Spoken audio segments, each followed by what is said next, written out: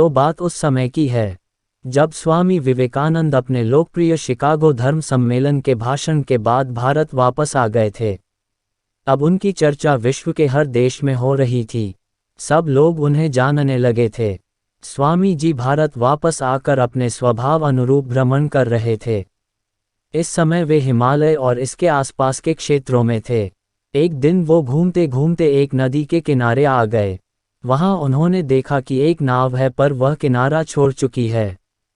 तब वे नाव के वापस आने के इंतजार में वहीं किनारे पर बैठ गए। एक साधु वहां से गुजर रहा था। साधु ने स्वामी जी को वहां अकेला बैठा देखा, तो वह स्वामी जी के पास गया और उनसे पूछा, तुम यहाँ क्यों बैठे हुए हो? स्वामी जी ने जवाब दिया, मैं यहाँ नाव का इंतजार कर रहा हूँ।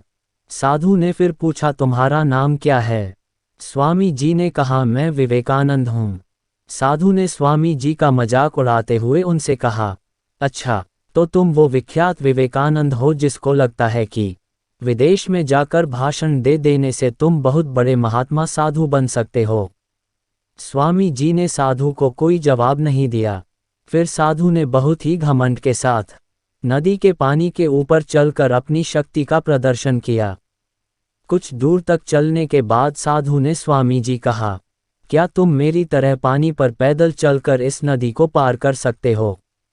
स्वामी जी ने बहुत ही आदर और विनम्रता के साथ साधु से कहा, इस बात में कोई शक नहीं कि आपके पास बहुत ही अद्भुत शक्ति है, लेकिन क्या आप मुझे यह बता सकते हो कि आपको यह असाधारण शक्ति प्राप्त करने में कितना समय लगा?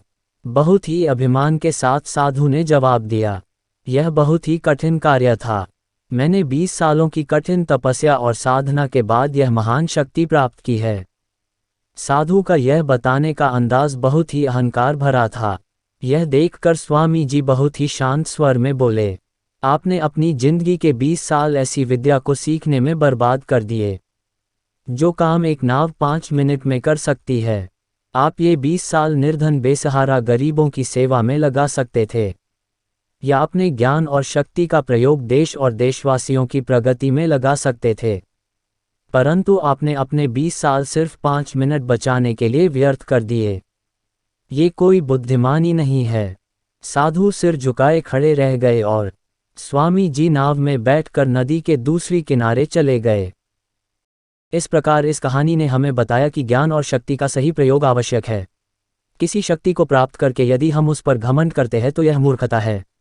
शक्ति का सही जगह पर सही इस्तेमाल करना ही वास्तविकता में बुद्धिमानी है। ऐसी ही कहानी सुनने के लिए चैनल को सब्सक्राइब करें।